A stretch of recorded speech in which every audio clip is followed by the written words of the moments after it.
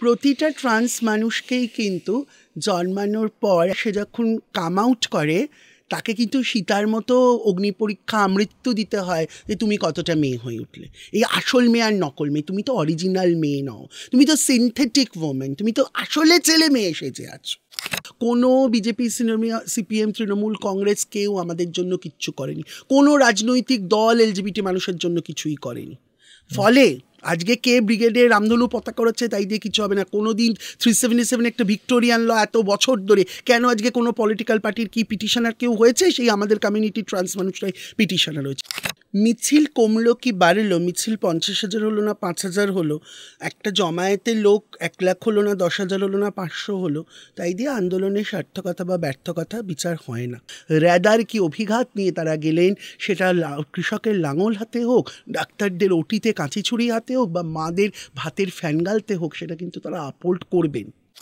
সমস্ত অবদমিত মানুষ, এটা শুধু এলজিবিটি কিউ নয়, দলিতের কথা বলবে, এলজিবিটি তার কথা বলবে, ট্রান্স তার কথা বলবে, গে তার কথা বলবে, হিজড়া তার কথা বলবে, পরিযায়ী শ্রমিক তার কথা বলবেন, অসংগঠিত শ্রমিক তার কথা বলবেন, নির্মাণ শ্রমিক তার কথা বলবেন, দলিত তার কথা বলবেন, জনজাতি তার কথা বলবেন, যৌনকর্মী তার কথা বলবেন, কিন্তু একে অপরের কথা বলতে দেয় না। কারণ কোথাও গিয়ে অসমকাম পিতৃতান্ত্রিক মৌলবাদী শক্তি একটা রিফট বা কনফ্লিক্ট তৈরি করে দেয় সমস্ত অবদমিত মানুষের মধ্যে, যাতে এই ছোট ছোট আন্দোলনগুলো কোনোভাবেই একটা মুভমেন্টে গিয়ে কনভার্ট করে একটা গণ আন্দোলন বা জনজাগরণে না পরিণত হয়। এই যে বিএনএস, এটা তো একটা ভয়ঙ্কর বিএনএস, এই যে ভারতীয় ন্যায় সংহিতা, যেখানে কোনো যারা যোনি বা স্তন নিয়ে জন্মাননি, অজনীমূলক যে শরীর, যে শরীরে যোনি নেই, নেই, তারা কোনো সেক্সুয়াল ভায়োলেন্সের জন্য কোনো তাদের জন্য জাস্টিস নেই। তার মানে আমার একজন কর্মী হিসেবে, নাগরিক অধিকার আন্দোলনের সক্রিয় কর্মী হিসেবে আমার মনে হয় আমরা আর কোনো নাগরিক কর দেব না। কারণ নাগরিক কর যখন আমাদের থেকে সমস্ত নেওয়া হচ্ছে, তখন তো আমার শরীরে যোনি আছে না স্তন আছে দেখা হচ্ছে না, তাহলে তো মানুষ কাপড় জামা খুলে তো আর নাগরিক কর দেয় না।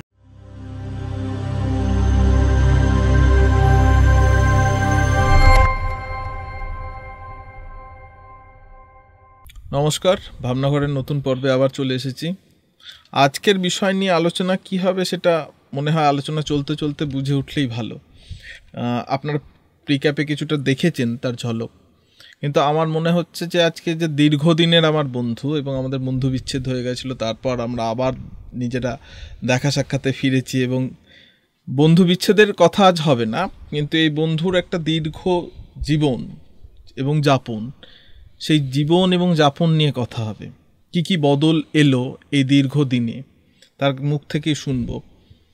চলুন সরাসরি সেই বন্ধুর কাছেই ঢুকে পড়ি। আছিস কেমন তুই? চলছে, যেভাবে চেষ্টা করছি, মানে সবসময় ওইভাবে আজকাল আর দেখি না। আজকাল দেখার যেভাবে জীবন আমাদের দেখতে চায়, আর আমরা যেভাবে জীবনকে দেখতে চাই, সমাজ যেভাবে আমাদের দেখতে চায় বা আমরা যেভাবে সমাজকে দেখতে চাই, এই সমীকরণের কোথাও প্রচলিত সমীকরণের বাইরে গিয়ে কোথাও আজকাল একটা খুব প্রচলিত কথা আমরা দেখতে পাই যে মি টাইম বা সেলফ কেয়ার বা সেলফ লাভ, কোথাও গিয়ে আমাদের মতো মানুষ, আমাদের শব্দটা এখানে তার একটা রাজনৈতিক ঐতিহাসিক একটা কনটেক্সট আছে যে কেন আমাদের বলতে হয়, কারণ আমাদের আলাদা করে দেওয়া হয়েছে হিস্টোরিক্যালি। তো সেই জন্য কোথাও গিয়ে আমাদের মতো যে কোনো প্রান্তিকায়িত মানুষ বা অবদমিত মানুষের আমাদের সবচেয়ে বেশি ইম্পর্টেন্ট জিনিস হচ্ছে সেলফ কেয়ার, সেলফ নারিশমেন্ট এবং সেলফ সেলিব্রেশন, আত্ম উদযাপন। তো at the end of the day কোথাও আমার মনে হয় যে আমি নিজেকে ভালো রাখার চেষ্টা, এই প্রবণতা আমার মধ্যে তৈরি হয়েছে যে সারা পৃথিবীতে আমি যদি একটা দ্বীপের মধ্যে, আমাকে যদি তখনও বলা হয় যে না তুমি এই যে সারাক্ষণ, এটা আলোচনা যেভাবে গড়াবে বা চলবে ফ্লোয়ে হয়তো বলার সুযোগ নিশ্চয়ই হবে যে এই আসল মেয়ে নকল মেয়ের যে একটা মেয়ে হওয়ার ম্যারাথন বা একটা অলিম্পিক আমরা দেখতে পাই, অসমকাম পিতৃতান্ত্রিক যে যৌন মৌলবাদী যে শক্তি, সে বারবার নারীকে কিভাবে পণ্যায়িত করে এবং ট্রান্স মানুষকেও কিভাবে বারবার সিস নারী হয়ে ওঠার দিকে একটা হেট্রোসেক্সুয়াল ড্রাইভ বা পুলে নিয়ে যেতে চায়।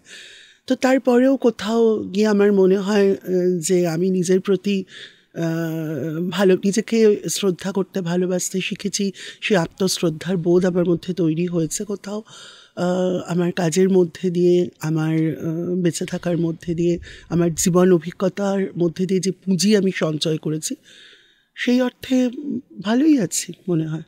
ভালোই আছিস আর কি, মানে তোর সাথে আমার মানে তোকে সেই উজ্জীবিত দেখা, আমরা ঘুরতে গেছিলাম এক দল লোক, ঘুরতে গেছিলাম শান্তিনিকেতন, সেইখানে ঘোরা, সেইখানের যে উদ্দীপনা, যে উন্মাদনা ছিল, সেইটা কি কোথাও গিয়ে কমছে মনে হচ্ছে? তোর চেহারা, তোর বডি ল্যাঙ্গুয়েজের মধ্যে কি সেসব আসছে?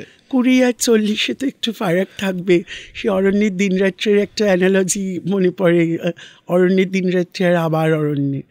তো সেই 20 প্রাঞ্জল আর 40-এও মনে হয় যে হারাবো না আবার। It's a new start maybe. কিন্তু কোথাও গিয়ে মানে ওইভাবে তো একা ভালো থাকা যায় না, কিন্তু চারদিকে সমাজ মনে যে ঘৃণার বা যে একটা সামগ্রিক, একটা হলিস্টিক যে ঘৃণা এবং অসহিষ্ণুতার চাষ দেখতে পাচ্ছি, তা আমাকে খুব মানে ভীষণভাবে আমার মেন্টাল হেলথ খারাপ করে, আমাকে খুব গভীরভাবে আমাকে নাড়া দেয়। যে কোনো সচেতন মানুষকেই নাড়া দেবে, তো আমাকেও সমানভাবে নাড়া দেয়। এটা বলতে পারি একটা মন খারাপের মধ্যে দিয়ে চলছি।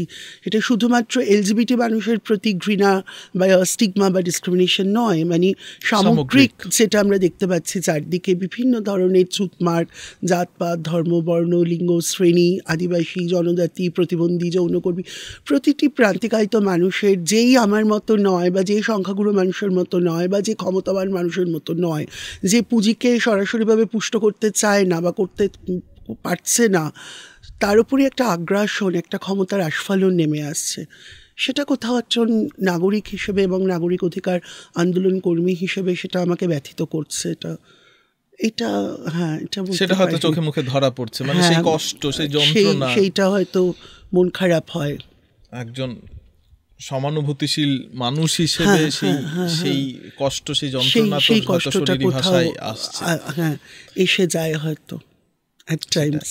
এই যে তুই বললি LGBTQ, মানে LGBTQ A বা প্লাস প্লাস, এই যে বিষয়টা হচ্ছে, যে এইটা কি, মানে আমাকে একটু মানে একদম আমি হয়তো একটু আধটু পড়েছি, বুঝতে চাইছি।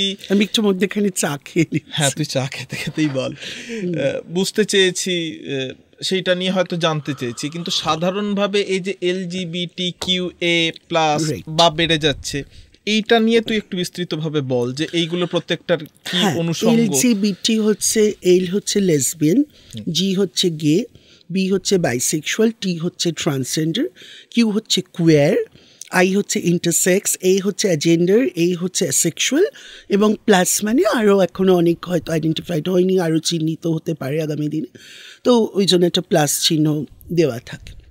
এবার সেখানে দাঁড়িয়ে আমি যদি সেই জায়গাটা থেকে আমি যদি ট্রান্সজেন্ডার মানুষের কথা বলি, আমাদের 15ই এপ্রিল 2014 একটা ঐতিহাসিক রায় সুপ্রিম কোর্ট দেয়, যেখানে আমরা দেখতে পাই এই এলজিবিটি স্পেকট্রামটার মধ্যে বাকিগুলো সেক্সুয়াল ওরিয়েন্টেশন, ট্রান্সজেন্ডারটা একটা জেন্ডার আইডেন্টিটি। এবং আমরা যদি দেখতে পাই এই রায়টা, right two determination of gender identity, লিঙ্গ স্বনির্ধারণের অধিকার প্রাপ্ত হন ভারতবর্ষের ইতিহাসে রূপান্তরকামী মানুষজন। কিন্তু তারপরেও আমরা দেখতে পাচ্ছি, আজও আমরা দেখতে পাচ্ছি এসে, যে কিভাবে কিন্তু ট্রান্সজেন্ডার মানুষরা এখনও কিন্তু তারা ধুরানি, কতি, ট্রান্সজেন্ডার হিজড়া সম্প্রদায়ের মানুষরা এখনও কিন্তু তারা, যে যখন প্রিয়াম্বল লেখা হয়েছিল, প্রিয়াম্বলে কিন্তু ছিল, আমার মনে হয় আমরা সবাই মোটামুটি জানি যে we the citizen of India, সেখানে কি কোথাও লেখা ছিল we the heterosexual citizen of India, we the abled body citizen of India, we the Brahmin citizen of India, we the upper class citizen of India, we the Hindu citizen of India? We কথাটা তো একটি অন্তর্ভুক্তিকরণের কথা বলে তো, আমরা যখন inclusivity এবং ডাইভার্সিটিকে সেলিব্রেট করি, তাহলে উই যদি আমরা হয় ইনক্লুশনের কথা বলে, তাহলে প্র্যাকটিসে সেই তো আমরা দেখতে পাচ্ছি সেই ডিসক্রিমিনেশন।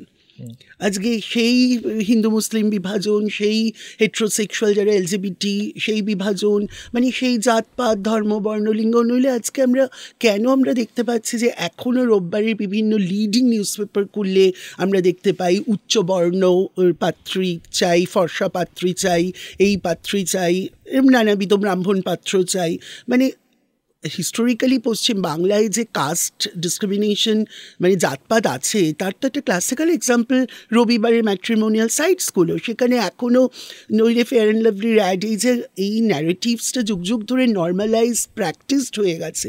একটা যে আমার মার মুখটা খুব মিষ্টি কিন্তু রংটা একটু কালো, তার মানে এই যে আমি বারবার বলি যে ভাষা যে কোনো আন্দোলনকে, language plays a vital role in any revolution. ভাষার যেরকম নির্মাণমূলক দিক থাকে, গঠনমূলক দিক থাকে, সেরকম বিনাশমূলক দিকও থাকে, নাশকতামূলক দিকও থাকে। সাম্প্রতিককালে যদি আমরা অভয় আন্দোলনকে দেখি, যে কী শিক্ষা, কী অভিঘাত, কী পেলাম, কী নির্যাস আমরা পেলাম এই আন্দোলন। যে কোনো আন্দোলন তো একটি ইম্প্যাক্ট রেখে যায়। তুই বা আমরা ভারত ছাড়ো আন্দোলনের বয়সের জন্য শরিক হতে পারিনি, কিন্তু আজকে ভারত ছাড়ো আন্দোলনের সঙ্গে কিন্তু তুলনা করা হয়েছে, বহু সময় মানুষ তুলনা করেছেন, ইতিহাসবিদরা তুলনা করেছেন এই আন্দোলনে। তো এই আন্দোলনে একটা জিনিস আমরা দেখতে পেয়েছি যে বারবার করে যে কিভাবে আজকে নেচার অফ অপারেশন অনুযায়ী কিন্তু কোথাও ডিগ্রি অফ রেজিস্ট্যান্সের জন্ম হচ্ছে। এবং ভাষা, যেটা খুবই গুরুত্বপূর্ণ মনে হয় আমাদের আজকের এই আলোচনা, যে এই যে বারবার যে কোনো আন্দোলনকে কিন্তু ভাষা এগিয়ে নিয়ে যায়, যেরকম আবার পিছিয়েও নিয়ে যায়।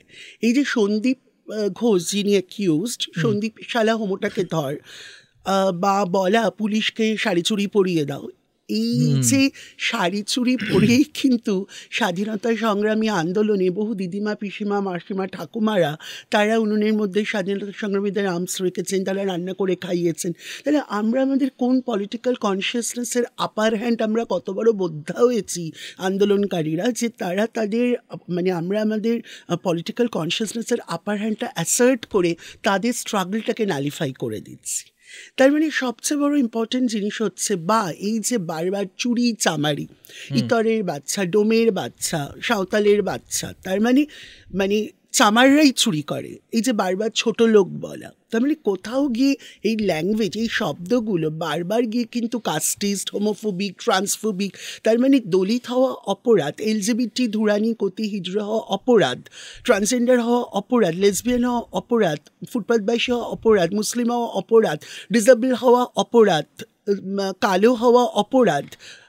তাহলে কি হচ্ছে, এইটার যেন একটা সেন্স অফ কম্পেনসেশন হচ্ছে। মানে আমি এলজিবিটি, আমাকে এই কম্পেনসেট করতে হবে, তার জন্য আমি কালো, আমাকে এই কম্পেনসেট করতে হবে, আমি বেটে, আমাকে এই কম্পেনসেট করতে হবে। মানে কোথাও গিয়ে এই অস্তিত্ব পুরুষতন্ত্র, অসমকপ পুরুষতন্ত্রকে কোথাও গিয়ে পুষ্ট করছে না, পোটেন্ট করছে না, তখনই তার মধ্যে একটা সেন্স অফ গিল্ট বা সেন্স অফ শেমিং, একটা অপরাধ বোধ, অপদার্থতা বোধ, শূন্যতা বোধ ইনকালকেট করে দেওয়া হচ্ছে, যে তুমি কিন্তু অপদার্থ, অপূর্ণ, ইনকমপ্লিট, অসফল, নিঃস্ব, শূন্য, তুমি কিছুই দিতে পারোনি। এবং সেটাকে খুব নর্মালাইজ করে দেওয়া হচ্ছে, তার মাথার মধ্যে শিশুবয়স থেকে ইনকালকেট করে একদম ইনগ্রেইন করে দেওয়া হচ্ছে, খনন করে সেই বীজটা রোপণ করে দেওয়া হচ্ছে। ফলে আমরাও অনেক সময় বলে ফেলি, কী বা দিতে পারলাম। মানে আমরাও কোথাও গিয়ে পেইনটা, আমরা ইকোনমিক্সে পড়েছিলাম পেইন অ্যান্ড প্লেজার থিওরি, পেইনটা কোথাও গিয়ে প্লেজারে লেজিটিমাইজড হচ্ছে। মানে যিনি অবদমনকারী, যিনি অবদমন করছেন, তিনি কতটা কনসিয়াসলি অবদমনটা করছেন, যে যিনি অবদমিত হচ্ছেন তিনি ওই অবদমনের বোধটাই, মানে রিসেপটিভ এন্ডে থেকে ভিক্টিমুডটাকেই তিনি প্লেজার হিসেবে সেলিব্রেট করছেন, যে আমি কালো, এটা তো আমার প্রাপ্যই, আমি তো সংসারে বেশি লেবার দেওয়ারই কথা, কারণ আমাকে একটা ফর্সা ছেলে বিয়ে করেছে, আমি দলিত বা আমি মুসলিম বা আমি এলজিবিটি, আমাকে একটা সুন্দর ছেলে বিয়ে করেছে, তার জন্য আমি ধন্যতে সারা জীবন ধরে আমাকে কম্পেনসেট করতে হবে। এই একটা কম্পেনসেশনের মোডে তাকে ঢুকিয়ে দেওয়া হয় এবং মনে করা হয় যে তুমি আসলে ব্যর্থ, তুমি ইনকমপ্লিট, তুমি পূর্ণ নও, তুমি অসম্পূর্ণ, তাই এটা দিয়ে তোমাকে কম্পেনসেট করতে হবে। আর তুই অনেকগুলো কথা বলে ফেললি, মানে অনেকগুলো শব্দ আমি শুনে ফেললাম, এবং এই যে চলা, এই জার্নি থেকে, যেটা আমি মূলত তোকে করছিলাম প্রশ্ন, যে LGBTQ+ যে জায়গা থেকে, এইখানে তুই বলছিস একটা সেক্সুয়াল ওরিয়েন্টেশন, আর একটা হচ্ছে বাকিগুলো, আর ট্রান্সজেন্ডারটা একটা জেন্ডার আইডেন্টিটি।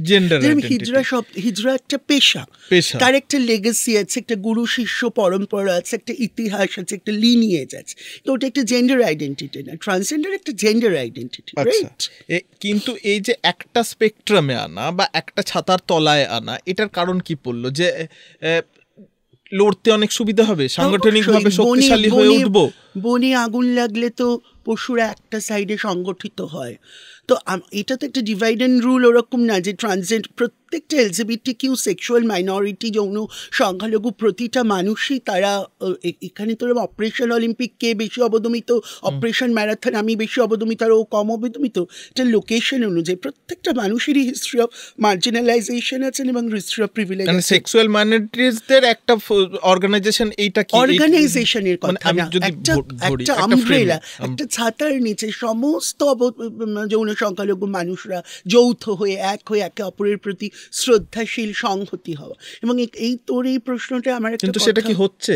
হয় নিজেদের মধ্যে দেখো মতান্তর থাকতে পারে, কিন্তু মনান্তর নিশ্চয়ই নেই বলে আজকে সবাই একসাথে আমরা হাতে হাত দিয়ে যুদ্ধ করতে পারছি, আমি আশ্বাসীল। এটাই কিন্তু হেটেরোপেট্রিয়ার্কি করে।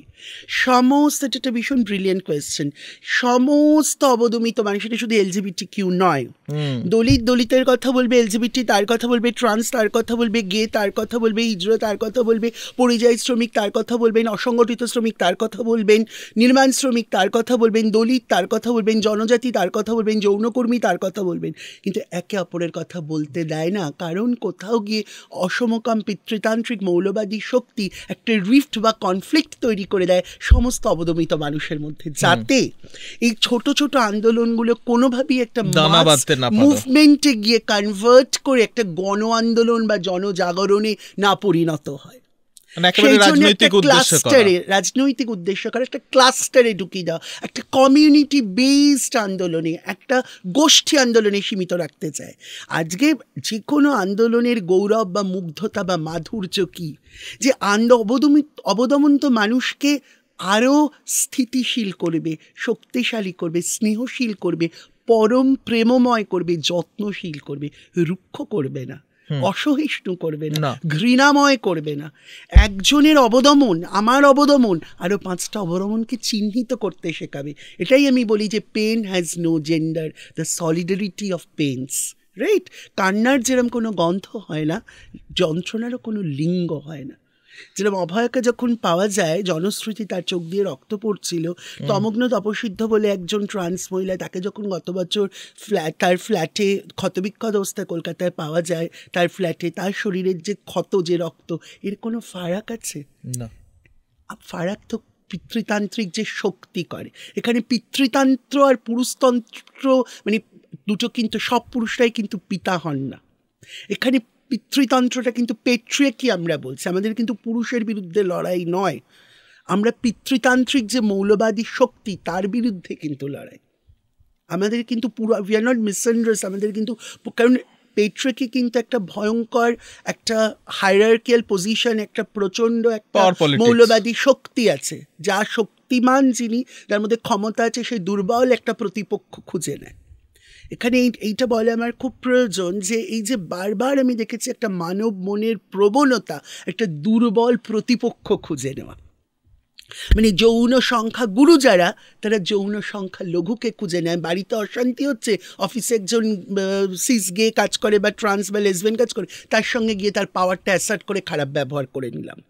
বাড়িতে স্বামীর সঙ্গে ঝগড়া হলো, কাজের লোকের ওপর চিৎকার করে নিলাম, বা হাজব্যান্ড ওয়াইফের কনজুগাল লাইফ ডিস্টার্ব, বাচ্চাকে মেরে নিলাম। তার মানে কি, দুর্বল প্রতিপক্ষ খোঁজার একটা প্রবণতা, যার ওপর আমি ভেন্ট আউট করতে পারি আমার অ্যাগ্রেশনটা। আসলে যেটা একটা সিস্টেমেটিক অপারেশন, আসলে যে সিস্টেমের বিরুদ্ধে, পরিকাঠামো ইনফ্রাস্ট্রাকচারের বিরুদ্ধে, তার বিরুদ্ধে আওয়াজ তুলতে হবে, সেখানে কিন্তু মন চায় না। That's a long battle. Human tendency, মানব প্রবণতাই হয়ে গেছে এখন যে একটা সহজ এসকেপ রুট, কুইক সলিউশন। আমি কি করে আমার অ্যাঙ্গারটা, আমার রাগটা কীভাবে আমি সেটা অ্যাক্টিভ অ্যাগ্রেশন হোক, প্যাসিভ অ্যাগ্রেশন হোক, ইমিডিয়েট ভেন্ট আউট কী করে করবো? আমার থেকে দুর্বল প্রতিপক্ষ যে সামনে আছে তার ওপর আমি আমার পাওয়ারটা এক্সিকিউট করে, অ্যাসার্ট করে আমি রাগটা, বার্ন আউটটা করবো। এটা একটা প্রবণতা আমি দেখেছি। এই প্রবণতার তো কারণ একটাই যে আমি যে দুর্বলকে আঘাত করব সেইখান থেকে প্রত্যাঘাত হওয়ার সম্ভাবনা অনেকটা কম। আমি যদি সবলকে করি তাহলে আমাকে একটা চট বা থাপ্পড় বা একটা কথার সংলাপে যেতে হবে, আমার প্রত্যাঘাত আসতে পারে, আমার প্রতিযুক্তি আসতে পারে।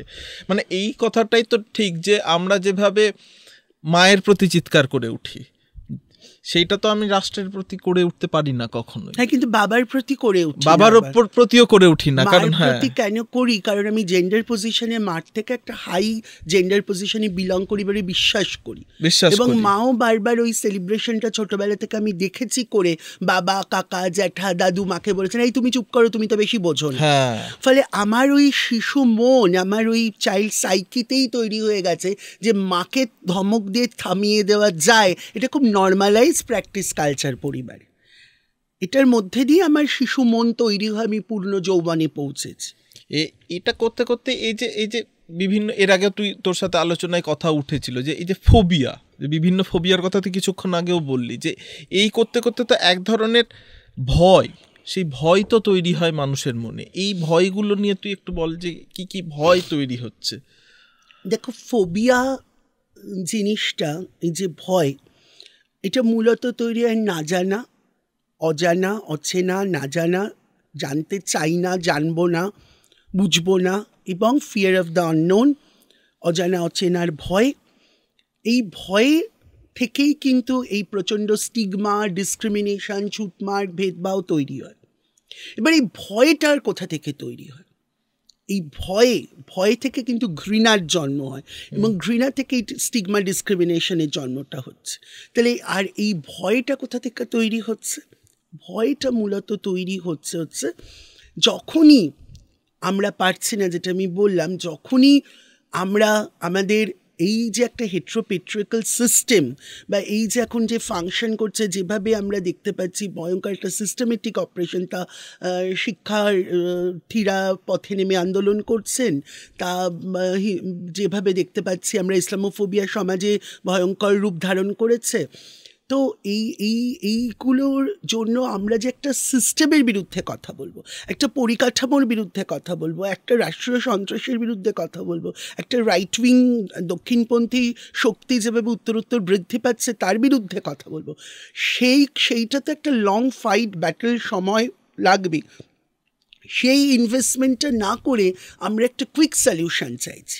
সেখানেই আসছে যে আমার থেকে ক্ষমতায়, যেটা তুই বললি বা আমিও বললাম, ক্ষমতায় যে নিচে আছে, ক্ষমতার পাওয়ার পজিশনে, তার ওপর আমি আমার রাগটা এক্সিকিউট করে, এখানে আমি একটা জিনিস বলার চেষ্টা করব, যেটা খুব সুন্দরভাবে বি আর আম্বেদকর বোঝাচ্ছেন, গ্রেডেড অপারেশন।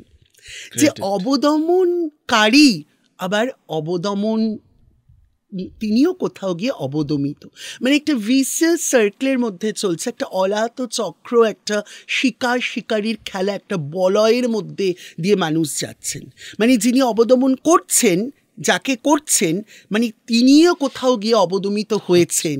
কিন্তু তিনি যে অবদমিত হয়েছেন, সেই অবদমনটা কেন তিনি অবদমিত হচ্ছেন, সেই লং ব্যাটল বা সেই যুদ্ধ বা সেই সিস্টেমেটিক অপারেশনের বিরুদ্ধে কথা না বলে তিনি কি করছেন, তিনি তার থেকে দুর্বল প্রতিপক্ষ খুঁজে আরেকজনকে অবদমন করছেন।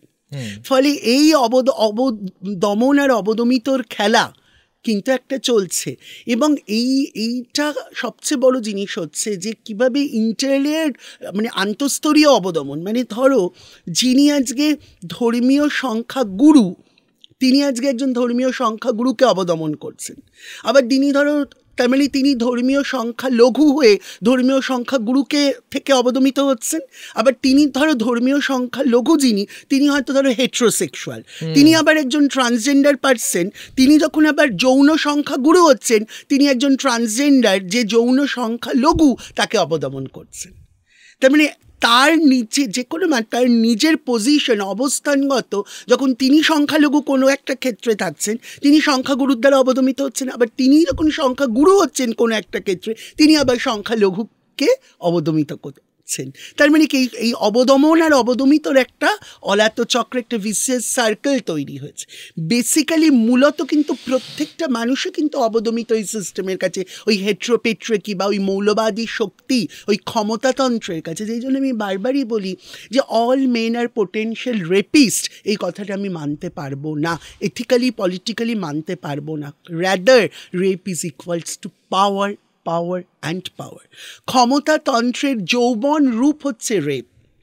কারণ আমরা যদি ক্ষমতাতন্ত্রকে শৈশবকালে যদি বিনাশ নির্মূল করতে না পারি, কারণ পরিবার যেটাকে আমরা এত ভ্যালুরাইজ করি, এই যে আজকে হেট্রোসেক্সুয়াল বা হেট্রোনর্মেটিভ ফ্যামিলি সিস্টেম, একটি বিষমকামী পরিবার ব্যবস্থা যেখানে স্বামী স্ত্রী বিয়ে করবে, বাচ্চা জন্ম দেবে এবং বাচ্চা জন্ম দিলে তবেই সেই পরিবারকে, সেই কাপলকে ভ্যালুরাইজ করা হবে, না বাচ্চার জন্ম দিতে পারলে পুরুষের থেকেও মেয়েটিকে বেশি, মেয়েটিকে প্রচণ্ডভাবে মেলাইন হতে হবে, তিনি বাজা, তিনি কমপ্লিট ওম্যান না, তিনি অলক্ষী ইত্যাদি নানাবিধ সম্মানে তিনি কোট অ্যান্ড কোট ভূষিত হন পরিবারে।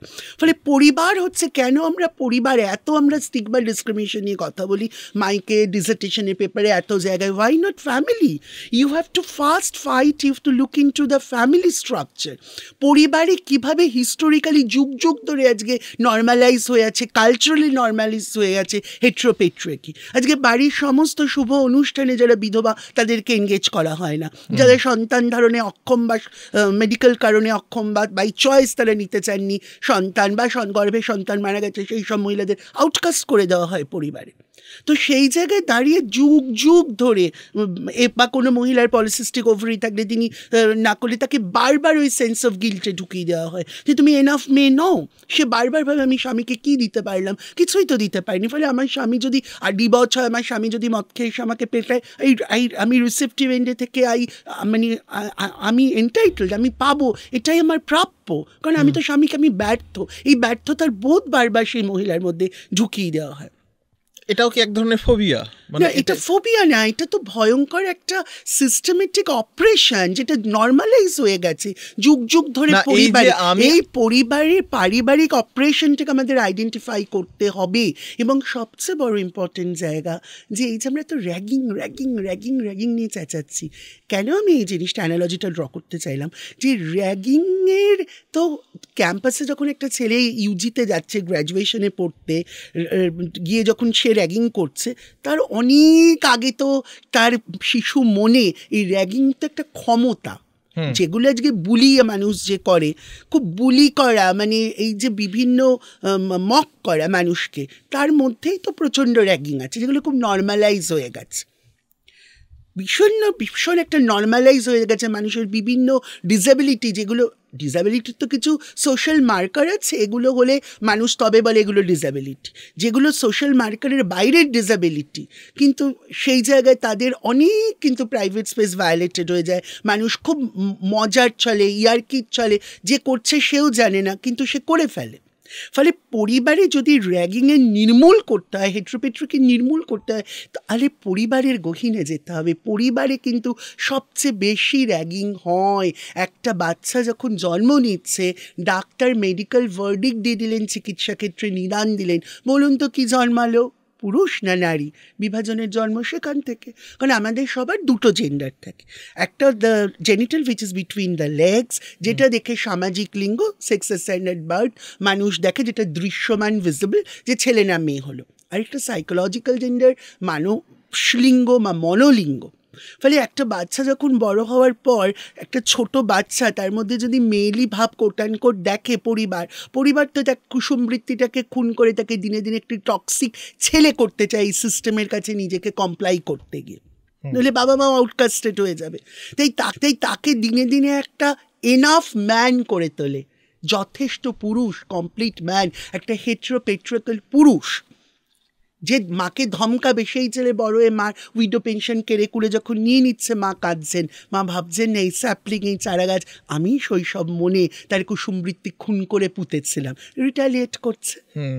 হিস্টোরিক্যালি মেয়েদের মারা সম্পত্তি থেকে বহু সময় বাধ্য হয়েছেন, সম্পত্তি দিতে ইচ্ছা থাকলেও পারেননি, ন্যায্য অধিকার থেকে বঞ্চিত হয়েছে। আর হিস্টোরিক্যালি মেয়েরাও মেনে নিয়েছে সেটা, যে I am a good women, আমি ভীষণ আমি ভীষণ স্যানিটাইজ স্যাক্রোসাইড, আমি ভীষণ ভালো মেয়ে, আমি খারাপ, আমার শ্বশুরবাড়ির এবিলিটি নিয়ে প্রশ্ন হবে, আমার স্বামীর এবিলিটি নিয়ে প্রশ্ন হবে, আমি যদি আমার ভাইদের সঙ্গে সম্পর্ক খারাপ হয়ে যাবে। কোনোদিনই অধিকার থেকে ভাবার চেষ্টা করেননি, করতে দেওয়া হয়নি। তাদের মধ্যে একটা sense of, I repeat once more, sense of guilt culture ঢুকিয়ে দেওয়া হয়েছে, যে তুমি যদি সম্পত্তি চাও এবং এত নর্মালাইজ করে দেওয়া হয়েছে, তার মানে তুমি ভালো মেয়ে নও, তুমি এনাফ ভালো মেয়ে নও, তুমি যথেষ্ট তোমার বাবা মা পরিবারকে ভালোবাসো না, তোমার শ্বশুর বাড়ির প্রতি ডিসরেসপেক্টফুল, তুমি যদি বাপের বাড়ির সম্পত্তি চাও। তাহলে কেন আমার বাড়ি হলা হয় না, বাপের বাড়ি কেন? কারণ আমি তো মনে করি প্রতিটি মেয়েই রিফিউজি, প্রতিটি ট্রান্স। আমার একটা কোমল গান্ধারের সিন মনে পড়ছে, সে যেখানে গিয়ে ট্রেনটা থেমে গেল, ওইটা আমার দেশ। So the pain of being displaced, trans person are all trans মহিলার আমার মনে হয়, বা ট্রান্স ম্যানরা বা ট্রান্স নন বাইনারি, ট্রান্স পার্সন, আমরা উই আর অল রিফিউজি।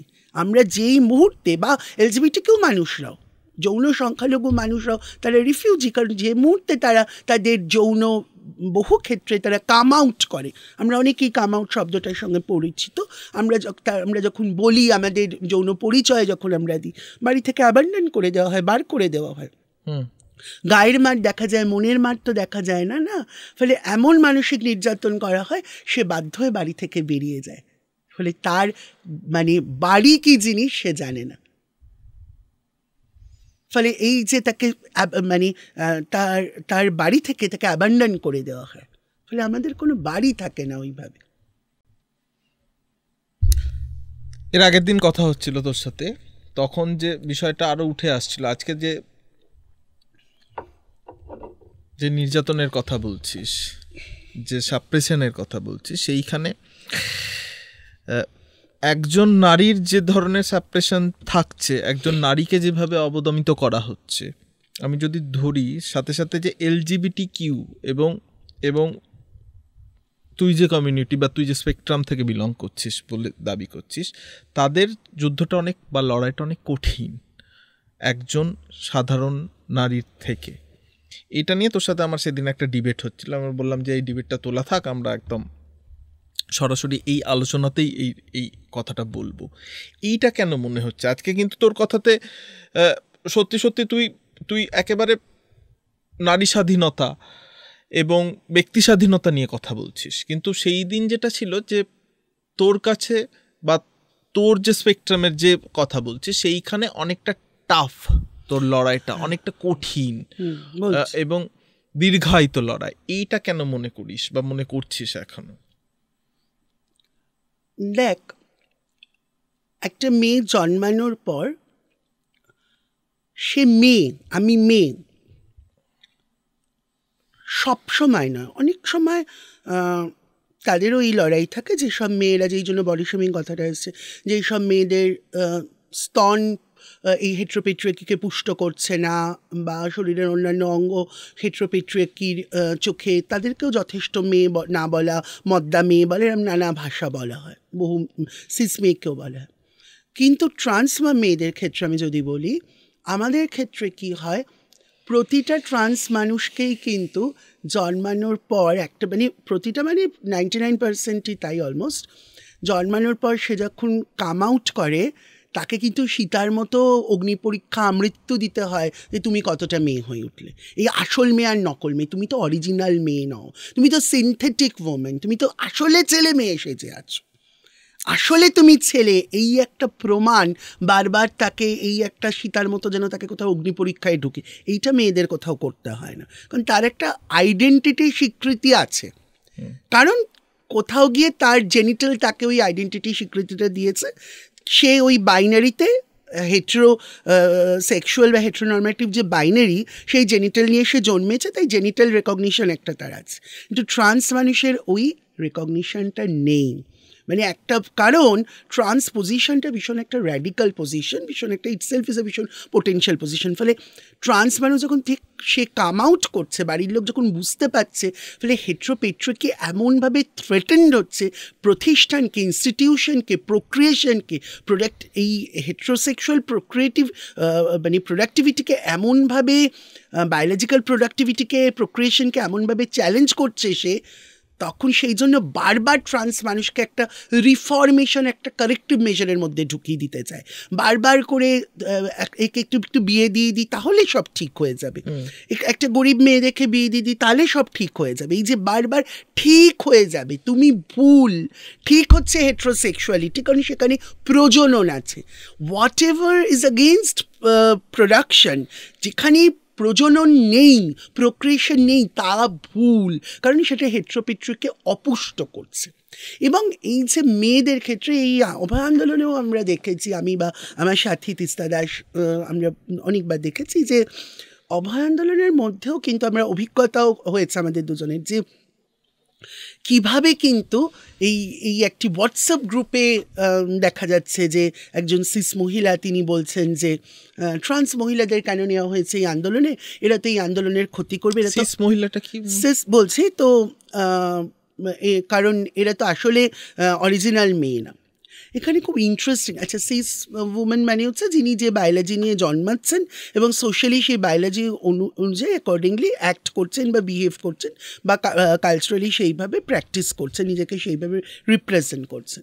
হ্যাঁ বল। এবার কথা হচ্ছে কেন এই আসল মেয়ে আর নকল মেয়ে এই জিনিসটার ইভলভ করলো কীভাবে। এটা হচ্ছে আর large section of trans exclusionary radical ফেমিনিস্টরা এরা প্রিচিং করছে যে ট্রান্স মহিলারা যথেষ্ট মেয়ে নয় বা এনাফ ওম্যান নয় বা কমপ্লিট ওম্যান না, মানে পূর্ণ নারী নয়, আসলে এরা ছেলে মেয়ে সেজে থাকে। মানে কেন, এটার কারণ হচ্ছে কোথাও একটা হেট্রোপেট্রিকি নামক এজেন্সি থেকে সিস মহিলারাও কিন্তু অপ্রেসড হচ্ছেন, কিন্তু তারা ওই অপারেশনটাকে অপারেশন হিসেবে একটা সেকশন চিহ্নিত করতে পারছেন না। সেই জন্য ইন্টিমেট পার্টনার ভায়োলেন্সকেও তারা গ্লোরিফাই করে ফেলছেন, যে আমার বর একটু মারতে পারে, ও একটু মদ খায়, একটু ছেলেরা তো ওরমিও একটু মারে, আবার ভালোবাসবে, কিছুতেই তারা আইডেন্টিফাই করতে পারছেন না। তার মানে তারা একদিকে হেট্রোপেট্রিকের কাছে রিসিভিং এন্ডে তারাও কিন্তু অবদমিত হচ্ছেন, সেই জন্য তারা বডি শেমিংকে বারবার বডি শেমিং নাম তারা নালিফাই করছেন। তারা বলছেন যে বায়োলজি ক্যান সিমন দ্য বোভারের মতো biology can never be the destiny, জৈবতাই নিয়তি নয়, আমরা মানি না, আমাদের শরীর যাই হোক আমরা মানি না, আমরা তোমাদের এই বডি শেমিং আমরা মানব না, আমাদের শরীরের অঙ্গ যাই হোক। আবার তারাই যখন অ্যাক্টিভ পজিশনে ক্ষমতার লোকেশনে যখন ওপরে রয়েছেন, তারাই আবার ট্রান্স মানুষকে বলছেন যে নিজের জীবনে কিভাবে বডি শেভিংকে, বায়োলজিক্যাল এসেনশিয়ালিজমটাকে ইনভ্যালিডেট করছেন, প্রত্যাখ্যান করছেন। আবার আমাদের ক্ষেত্রে কিন্তু সেইটাকেই সেলিব্রেট করছেন। তারাই আবার আমাদের ক্ষেত্রে ওই বায়োলজি দিয়েই আমাদেরকে বলছেন এরা তো আসলে ছেলে মেয়ে সেজে থাকে, শেমিং করছেন। তার মানে অবদমিত মানুষই কিন্তু সেই অবদমন করে ফেলছেন, আসলে নিজের অবদমনটাকে চিহ্নিত করতে পারছে না। হেট্রোপেট্রিকি তার মুনাফা লুটছে, সিস মহিলা আর ট্রান্স মহিলার মধ্যে ফাইট বাঁধিয়ে একটা কনফ্লিক্ট করে, একটা অন্তর্দ্বন্দ্ব করে, যাতে এরা নিজেদের মধ্যে লড়াই যুদ্ধ করে যায়, আর আসল মুনাফা বা অতি মুনাফা বা কিটটা হেট্রোপেট্রিকি এনজয় করতে পারে।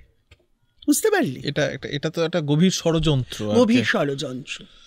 মানে এটা একটা ভয়ঙ্কর আর কি, মানে এই কারণ ভীষণ থ্রেটেন্ড হয়ে যাবে না সিস মহিলা ট্রান্স মহিলার যদি একটা অ্যালাইশিপ তৈরি হয়ে যায়, যদি ভালোবাসা তৈরি হয়, যে হিস্টোরিক্যালি মেয়েরাও অনেক অবদমিত হয়েছে, কিন্তু তারাও কোথাও গিয়ে কিন্তু আবার ট্রান্স মহিলাদের অবদমন করে ফেলছে, তারাও শত্রু মনে করছে, ভাবছে এরা আমাদের প্রতিদ্বন্দ্বী, আসলে যে আমরা বন্ধু, আমরা কমরেড, আমরা সহযাত্রী, এবং আমরা এই পিতৃতান্ত্রিক শক্তির বিরুদ্ধে হাতে হাত দিলে একসাথে এই বিউটিফুল অ্যালাইশিপ যদি হয় ট্রান্স মহিলা এবং সিস মহিলা, তাহলে এই অসমকাম পিতৃতান্ত্রিক শক্তিকে আমরা নিধন করতে পারবো, আমরা বিলোপ করতে পারবো, আমরা এর বিরুদ্ধে জেহাদ ঘোষণা করতে পারবো।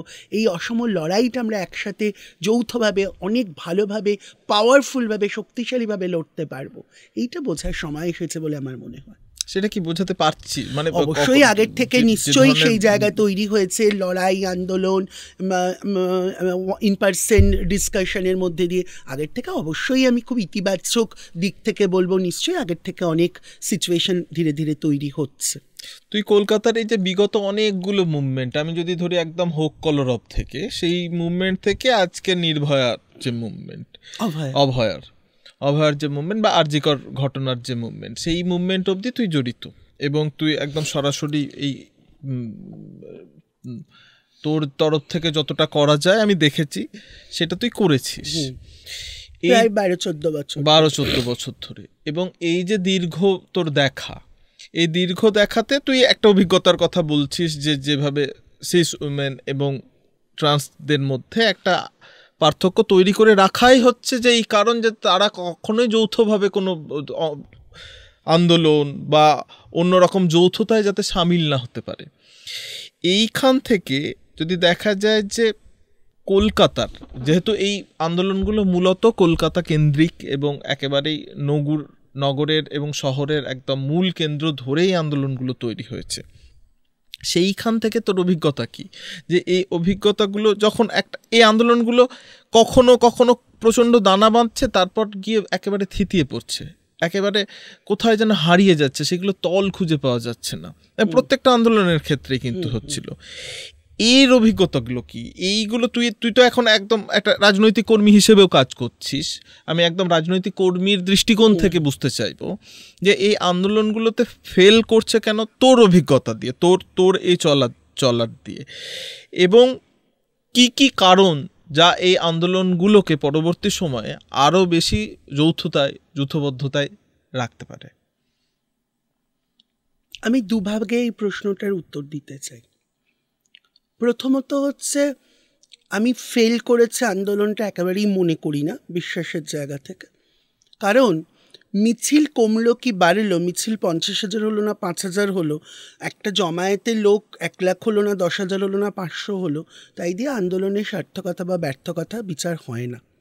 বিচার এদের এটা দিয়ে হয় যে এই যে মানুষ, এই যে জনজাগরণ, যেটাকে আমি জন অসাধারণের আন্দোলন বলবো, কারণ এই আন্দোলনে, এই যে 7 মাসের যে আন্দোলন, আগস্ট থেকে মে, 7 মাস বা 9 মাস প্রায়, 9 মাস সের আন্দোলনে আমার মনে হয় যে কজন সাধারণ নাগরিক, অদলীয় কিন্তু অবশ্যই অরাজনৈতিক নন, যারা পথে নেমেছেন কোনো বাজারি মিডিয়ার দ্বারা প্রভাবিত না হয়ে, কোনো স্বার্থান্বেষী দলীয় রাজনীতির দ্বারা প্রভাবিত না হয়ে, এবং যতবার নিজেকে বিচারকের জায়গায় বসিয়েছেন এবং স্বাধীনভাবে বারবার করে এই বিচারের স্পৃহা, এই ন্যায় বিচার তার মনে, শরীরে, স্লোগানে, পোস্টারে ধ্বনিত হয়েছে, অনুরণিত হয়েছে। জাস্টিস ফর অভয় আন্দোলনে হুইসল ব্লোয়ার হয়েছেন এই সমস্ত অবদমিত মানুষের অভয়া। তো যতবার এই মানুষজন তারা এই বিচারের স্পৃহা, এই বিচারের বোধ তাদের শরীরের শিরায় উপশিরায় বয়েছে, বা স্পৃহা যে স্পন্দিত হয়েছে, যে স্পন্দন তারা আপহোল্ড করেছেন, সেটা কিন্তু এই মিছিল কমলো বা বাড়লো দিয়ে কিছু যাবে আসবে না। র্যাদার কি অভিঘাত নিয়ে তারা গেলেন, সেটা কৃষকের লাঙল হাতে হোক, ডাক্তারদের ওটিতে কাঁচি ছুরি হাতে হোক, বা মাদের ভাতের ফ্যান গালতে হোক, সেটা কিন্তু তারা আপহোল্ড করবেন। এবার কথা হচ্ছে একটা রিডাকশান।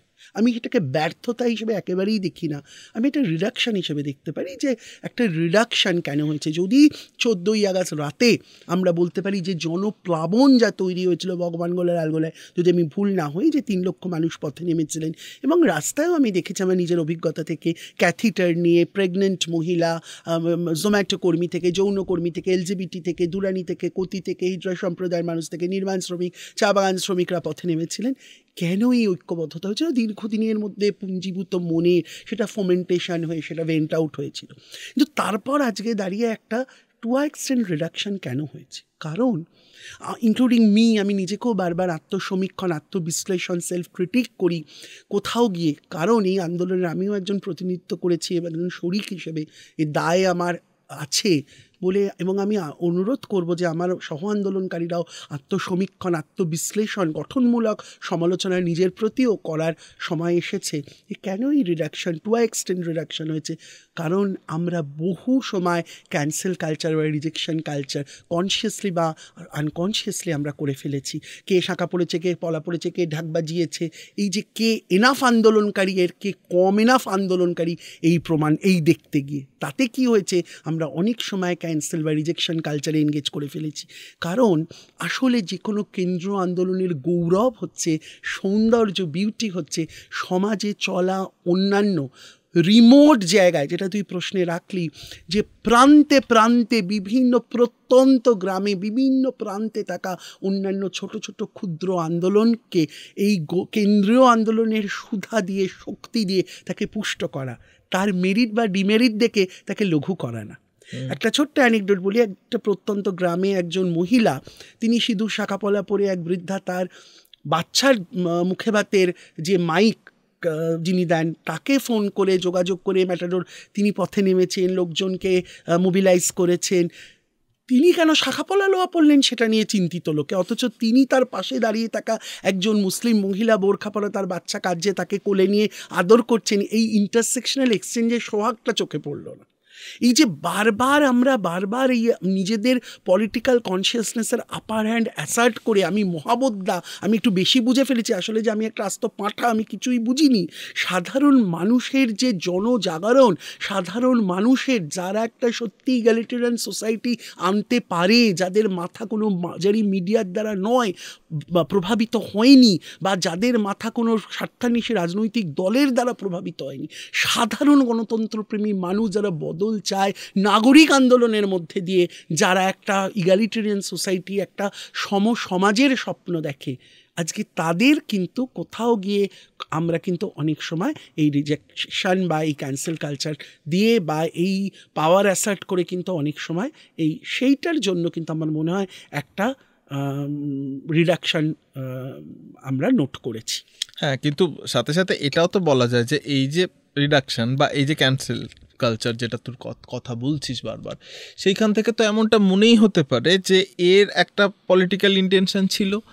হ্যাঁ, কারণ বারবার তো পলিটিক্যাল পার্টিগুলো ঘেঁটোতে ঢোকাতে চেয়েছে, হ্যাঁ, বারবার তার নিজের ঘেঁটোতে ঢোকাতে চেয়েছে, ভোট ব্যাংকে ঢোকাতে চেয়েছে, ভোট বাজারে ঢোকাতে চেয়েছে। কিন্তু আমি ব্যক্তিগতভাবে তো কোনো বিজেপি, সিপিএম, তৃণমূল, কংগ্রেস কেউ আমাদের জন্য কিচ্ছু করেনি, কোনো রাজনৈতিক দল এলজিবিটি মানুষের জন্য কিছুই করেনি।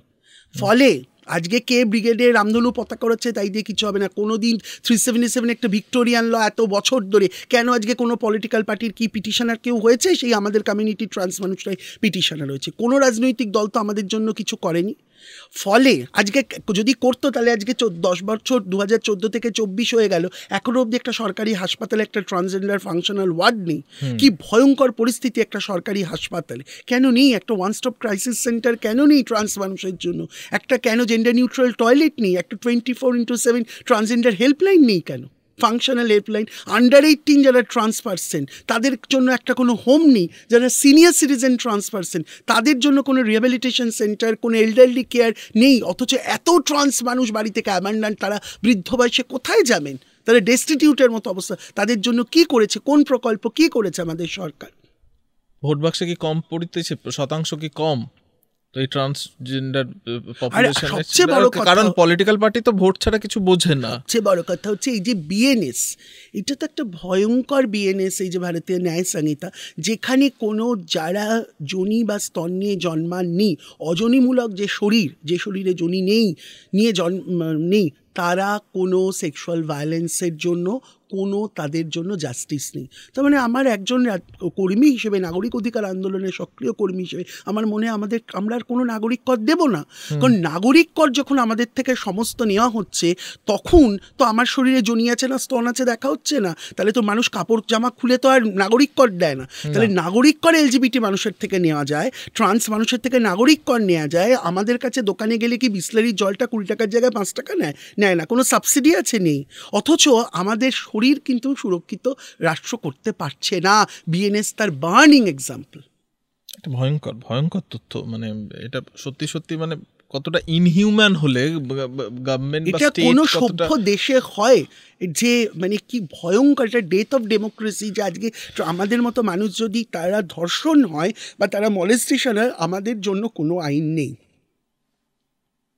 কি ভয়ঙ্কর, মানে স্টেট মানে সোসাইটি তো এতদিন দেখছিল যে যেভাবে তোদের মানে যে এই কমিউনিটিকে যেভাবে রিজেকশনে রেখেছিল, মানে কতটা অপারেশন, স্টেট তো অ্যাপ্রুভাল দিল, তার থেকে সমস্ত রকম সুপ্রিম কোর্ট অ্যাপ্রুভাল দিয়েছে, সুপ্রিম কোর্ট থেকে এই রায়টা এসেছে, এটা স্টেট না, সুপ্রিম কোর্ট থেকে নালসা ভার্ডিক্ট এসেছে। আমি স্টেট না, আমি বলছি মানে এই স্টেট বলতে আমি বোঝাতে চাইছি এই গভর্নমেন্ট বা এই পাওয়ারের শীর্ষে থাকা যে মানুষগুলো, আমি তাদেরকে স্টেট বলতে চাইছি, আমি আমাদের স্টেটহুডের কথা বলছি না, আমি সেই জায়গা থেকে। হ্যাঁ বল।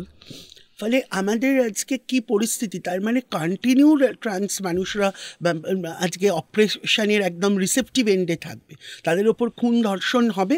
আজকে যখন তমগ্ন এরমভাবে মারা গেল, কোন জাস্টিস ফর তমগ্ন হয়েছে? হয়নি, বিকজ আওয়ার ডেথস আর আনগ্রেভেবল। হ্যাঁ, এটাই তো জানতে চাইছিলাম তোর কাছ থেকে। নেচার অফ অপারেশন অনুযায়ী ডিগ্রি অফ রেজিস্ট্যান্সের জন্ম হচ্ছে, মানে অপারেশনের অবদমনের প্রকৃতি কি, নেচার কি, সেইটা দেখে তুল্যমূল্যের বিচার যারা আন্দোলনের, যারা দণ্ডমুণ্ডের কর্তা, তারা ডিগ্রি অফ রেজিস্ট্যান্স দিচ্ছেন। সেই জন্যই তুই দেখবি আজকে অভয় ডাক্তার তো একটা glorified position, quote and quote privilege position, তো কত কষ্ট করে অভয় আজকে ডাক্তার হলেন, আজকে তার কিন্তু একটা আন্ডার প্রিভিলেজ কাস্ট পজিশন আছে, সেটা নিয়ে কিন্তু অনুচ্চারিত সেই জায়গাটা। আজকে 14 তারিখ রাতে গাংপুরে যে আদিবাসী মেয়েটা খুন এবং ধর্ষিত হলেন, আমরা কজন তার কথা শুনেছি? তার মানে কোথাও গিয়ে যিনি খুন বা ধর্ষিত হচ্ছেন, মানে মলেস্টেশন হলে একটু কম আউটরেজ, তারপর ধর্ষণ হলে আরেকটু বেশি আউটরেজ, তারপর খুন হলে আরেকটু বেশি আউটরেজ, তারপর নির্মমভাবে খুন। এই নির্মমভাবে খুন কি? খুন ইটসেলফ ইজ নির্মম। খুন কি প্রেমময় হয়? নির্মমভাবে ধর্ষণ, মানুষ কি ভালোবেসে ধর্ষণ করে? Is rape isn't it a heinous act? Rape itself is a heinous act. এবং তুই যদি দেখিস আজকে যিনি খুন বা ধর্ষিত হচ্ছেন, আজকে সুজেটের সময় কি বলা হয়েছে, যে দর কষাকষি করছিল, বা ইভেন অভয়ের সময় এই প্রশ্ন করা হয়েছে, অত রাতে কেন উনি কনফারেন্স রুমে গেছিলেন? 36 ঘন্টা একটা মেয়ে ডিউটি করার পর তার জায়গায় তিনি যদি রেস্টরুমে যান, তাও তাকে প্রশ্ন করা হবে। তার মানে এইটা কিন্তু সমানভাবে চলছে, যে যিনি ধর্ষিত বা খুন হচ্ছেন তিনি ডাক্তার না, প্রফেসর না, আদিবাসী না, ফুটপাতবাসী না, রাতে গেছিলেন না, দিনে হয়েছে না, হাফজামা পরেছেন না, মদ্যপান করেছেন না, পুরুষ সঙ্গী ছিল না, প্রেম করেছেন, কি করেছে, কি করলে তার স্যানিটি দেখা হয়। তারপর দণ্ডমুণ্ডের কর্তারা ঠিক করবেন কতটা বিচার পাওয়া যাবে, তারপর তারা পথে নামবেন। আজকে আমার একটা প্রশ্ন, আমি শ্রদ্ধা করি এই যে অভয় আমাদের ঘরের মেয়ে, আমি শ্রদ্ধা করি এই কথাকে বা এই ভাবকে, এই আবেদনকে, এই আবেগকে আমি নিজে আপহোল্ড করি, আমি শ্রদ্ধা, আমি ধারণ করি মন প্রাণ দিয়ে। কিন্তু অভয়ের ঘটনা ঘটার আগে আজকে রোহিত ভেমুলা থেকে, রিজওয়ানুর থেকে, কামদুনি থেকে, মানতলা থেকে, তাপসী মালিক থেকে, কুশমান্ডি থেকে, আসিফা থেকে, উন্নাও থেকে, বরুণ বিশ্বাস থেকে, আমিনুল থেকে, এত ঘটনা ঘটেছে, সুজেট থেকে, নির্ভয়া থেকে, তাদেরকে কেন একবারও ঘরের মেয়ে করে তুলতে পারলো না? তাহলে অভয়াকে আজকে এই জায়গাটা তৈরি হয়ে তাকে খুন ধর্ষিত হয়ে আজকে ঘরের মেয়ে হয়ে উঠতে হতো না? তারা কেন ঘরের ছেলে বা ঘরের মেয়ে করে তুলতে পারলো না তাদের? তাহলে তো যথেষ্ট, যদি তখন যদি সেই অপটিমাল সেই বা আকাশ বাতাস কাঁপানো প্রোটেস্ট হতো, তাহলে তো রেপিস্টরা তারা তো আরেকটু হতো, সংযত হতো, বা এই ঘটনাই ঘটতো না হয়তো। আসলে শুধুমাত্র আইন দিয়ে আর নবান্ন আইন এগুলো যেরকম একদিকে থাকবে, নবান্নর বিরুদ্ধে আইনের কে রিফরমেশন করা, যে যারা অন্যায় করেছেন তাদের এক্সেম্পলারি রিফরমেটরি পানিশমেন্ট দেওয়ার, দৃষ্টান্তমূলক সংশোধনমূলক শাস্তির দাবি থাকবে একদিকে, আর একদিকে থাকবে এই মানব মনে যে ঘৃণার চাষ, তা দূর না হলে কোনোদিন কোনো রেপ বন্ধ হতে পারবে না। কারণ রেপ হচ্ছে ক্ষমতাতন্ত্রের যৌবন রূপ, আর তার শৈশব রূপ হচ্ছে শিশু মনে যে শিশুর মনে যে ধরনের আমরা দেখি ডিসক্রিমিনেশন, স্টিগমা, ভেদভাব তার শিশু মন থেকে, চাইল্ড সাইকি থেকে তার মনে ঢুকে যাচ্ছে। ফলে সেইখানে যদি না জেন্ডার নিউট্রাল স্কুলে আজকে লালাবাই, ফেবলস, ফেয়ারি টেলসগুলো তুই দেখ, খোকা গাছে মাছ ধরতে ক্ষীর নদীর পাড়ে, খোকার খুকির গল্প, আমি কোথায়, টুকি কোথায়? আমি তো খোকা খুকিতে আইডেন্টিফাই করি না। আমি তো সবসময় বলি আমাকে মেয়ে বলবেন না, I am a trans women. আমাকে ট্রান্স মহিলা বললে, কারণ এটা আমার অর্জিত নারীত্ব। ফিনিক্স পাখির মতো অসমকম পিতৃতন্ত্রের হাতে পুড়ে ছাই হতে হতে আমরা জন্ম এবং পুনর্জন্ম নিই। তাই অর্জিত নারীত্ব আমাকে শক্তিশালী করে, পুষ্ট করে, এম্পাওয়ার্ড করে, আমাকে প্রেমময় করে, আমাকে রুক্ষ করে না। তাই আমি সবসময় বলি যে আমাকে মহিলা বললে আমি লজ্জিত হই, রূপান্তরকামী মহিলা বললে আমি গর্বিত হই। এবং যারা প্রশ্ন করেন, যারা জানতে চান যে সবই বুঝলাম, তোমার দুপায়ের ফাঁকে কি আছে, আসলে তো এটা প্রশ্ন, what is there between your legs, what's there genital. আমি তাদের উদ্দেশ্যে বলি যে আমাদের শরীরে, কানে, নাকে, মাথায় দুপায়ের ফাঁকে স্ফুলিঙ্গ আছে, স্পার্ক আছে, যা আমাদের ভাবায়, কাঁদায় এবং বলে ভীষণ রাগে যুদ্ধ হবে। যুদ্ধ, এই যুদ্ধ করতে করতে কি শুধুই ক্লান্তি আসে, নাকি উন্মাদনা, নাকি এই শুধু কষ্টের, নাকি এই শুধু অভিযোগ? কি পাওয়া তুই যে এই যে এত যুদ্ধর পরেও যে এনার্জি তোর মধ্যে, এই যে স্ফুলিঙ্গ, এখন যে স্ফুলিঙ্গ তোর টকবক করে ফুটছে, কি পেলি এই জীবন থেকে? কি শুধুই খুব কিছু রূঢ় কিছু কথা, কিছু তিক্ত ব্যঙ্গাত্মক কথা, এই সামাজিক যে দৃষ্টিকোণ সেইখান থেকে কিছু বাঁকা দেখা, নাকি এই জীবন থেকে প্রাপ্তিও অনেক? কি পেলি? আমি আমার গুরু, আমার জীবন দেবতা রবীন্দ্রনাথের কথা বলবো যে দুঃখ আমাকে দুঃখী করেনি, করেছে রাজার রাজা। যে আমাকে আমার অবদমন, আমার যন্ত্রণা, আমার না পাওয়া যদি কিছু থেকে থাকে, আমার জীবনের ভাঙা গড়ার মধ্যে দিয়ে আমি বারবার করে নিজেকে শিখেছি, দুঃখ পেয়েছি, যন্ত্রণা পেয়েছি, তার মধ্যে দিয়ে শিখতে গেছি যে লার্নিং আনলার্নিং আমার জীবনে হয়েছে। সেখান থেকে আমার মনে হয় এই বয়সে এসে যে আমাকে আমার অবদমন রুক্ষ করেনি, বরং স্নেহময়, যত্নশীল, প্রেমময় করেছে, আর অন্যান্য অবদমনকে চিনতে শিখিয়েছে। এবং আমার মনে হয় আমাকে কোথাও প্রশ্ন করতে শিখিয়েছে। এবং আর একটা সময় আমার এখন মনে হয় যে এই যা কিছু পেলাম আমি তাই সঞ্চয়, যা কিছু হারালাম সে আমার নয়।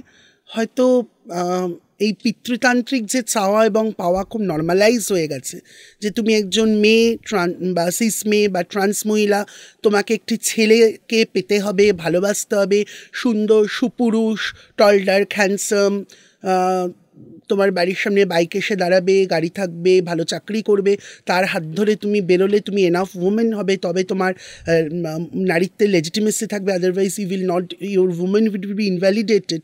সেখানে কোথাও আমার মনে হয়েছে, যেহেতু আই এম সিঙ্গল অনেক বছর ধরে, I am in a single life, I don't have a, মানে ওই যদি ওইভাবে কম্প্যানিয়ন আমরা ধরি, আর যদি আমি কম্প্যানিয়নটাকে আমি বিনির্মাণ করতে পেরেছি জীবনে, যে সঙ্গে থাকে সেই সঙ্গী, কিন্তু যদি ওইভাবে প্রেমের পুরুষ সঙ্গী হিসেবে যৌনতাপূর্ণ ওইভাবে দেখি, সেই সম্পর্কে আমি নেই, আমি সিঙ্গল আছি সেই বলে। কিন্তু আমার মনে হয় I am alone, but I am not at all lonely. I have got books, I have got good friends, I have got my parallel family, my chosen family with me. এবং সর্বোপরি আমার মনে হয় আমি আছি আমার জন্য। I respect myself, I love myself, and আমি আমার নিজেরকে, আমার মনে হয় একা থাকলে কি হয়, অনেক বেশি নিজেকে আত্মানুসন্ধান করা যায়, নিজেকে চেনা যায়, জানা যায়। এবং বহু মানুষের, যেরকম একদিকে বহু জনতার মাঝে আমি অপরূপ একা, এই একার মধ্যে থেকে কিন্তু বহির্বিশ্বকে এই প্রাণ প্রকৃতির যে অপূর্ব রূপ, রস, গন্ধ, মাধুর্য, তা বারবার আরও বেশি করে তার গহীনে যাওয়া যায়। এবং এই বিরাট পৃথিবীর আমি এক নাগরিক, এবং প্রকৃতির এক অপূর্ব সৃষ্টি, যে ট্রান্স মানুষ সৃষ্টির আদি থেকে ট্রান্স মানুষরা ছিলেন, তা প্রকৃতি তো বিভাজন করেনি। সেই সাউথ আফ্রিকায় যদি সেন্টিলেনি দ্বীপে আমরা দেখতে পাই, উবুন্তুর যদি আমরা রেফারেন্স পয়েন্ট হিসেবে দেখি যে I am because we are because I am, আমি আছি তাই আমরা আছি, আর আমরা আছি তাই আমি আছি। তাই মনে হয় সর্বশেষে এটাই বলবো যে ভালোবাসা চাষ সমাজে মানব মনে খুবই প্রয়োজন। আমরা যদি কনসিয়াসলি ভালোবাসা প্র্যাকটিস করি, স্নেহ প্র্যাকটিস করি, একে অপরকে ভালোবাসতে পারি, রিক্লেম করি পুরনো দিনগুলো, সেই যৌথ পরিবারের ভালোবাসার দিনগুলো, স্নেহের দিনগুলো, আদরের দিনগুলো, ভাগ করে নেওয়ার দিনগুলো, শেয়ার অ্যান্ড কেয়ারের দিনগুলো, তাহলে আমার মনে হয় কিছুটা রুক্ষতা কাটবে, কিছুটা ভালোবেসে একে অপরের প্রতি আরেকটু স্নেহময় আমরা হয়ে উঠতে পারব। পজিটিভ এন্ড, মানে আমরা কি পজিটিভিটি দিয়ে শেষ করছি নাকি লড়াই দিয়ে শেষ করব? লড়াইতে তো পজিটিভ থাকবেই, পজিটিভিটি থাকবেই। আমার মনে হয় মানে প্রেমময় লড়াই হবে না রুক্ষ লড়াই হবে? না, প্রেমময় লড়াই হবে। আমি তো কালচারাল অ্যাক্টিভিস্ট, আমি সবসময় বিশ্বাস করি যে কালচারাল রেভলিউশন মানুষের সহজ কিন্তু মনে করে মানুষ, কিন্তু তরল অবশ্যই না। যে সাংস্কৃতিক বিপ্লব মানে যে কোনো গান, কবিতা, তা হিস্ট্রিতে, ইতিহাসে খুবই সমৃদ্ধশালী যে গান, কবিতা এবং নাটক বা যে কোনো সাংস্কৃতিক বিপ্লব, সংস্কৃতির মধ্যে দিয়ে সাধারণ নাগরিক মানব মনে খুব ভীষণভাবে তা প্রভাব বিস্তার করতে পারে। তা বিভিন্ন গল্পের আকারে, ন্যারেটিভসের মধ্যে দিয়ে সহজভাবে মানব মনে তা পৌঁছাতে পারে, পেনিট্রেট করতে পারে, মানব মনকে প্রভাবিত করতে পারে, স্নেহ আনতে পারে পৃথিবীতে, রুক্ষতা দূর করতে পারে, গ্লানি দূর করতে পারে, জড়া দূর করতে পারে, ভালোবাসার এক ইগালিটেরিয়ান, এক সহ মানুষদের সঙ্গে এক সমাজ গড়ার জন্যে আলটিমেট এত লড়াই, এত কিছু তো ভালোবাসার জন্য, যত্নের জন্য, স্নেহের জন্য। এক বিরাট মুক্ত আকাশ।